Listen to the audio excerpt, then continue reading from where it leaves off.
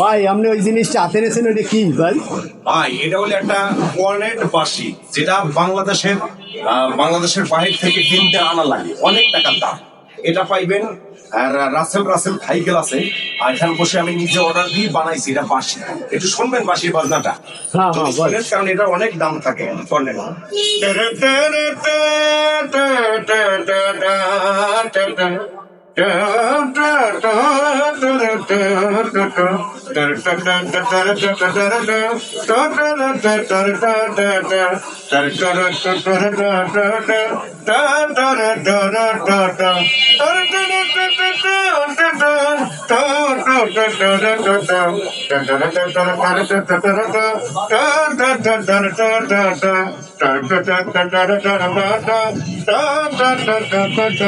কেমন হলো বাঁশিটা ভাই?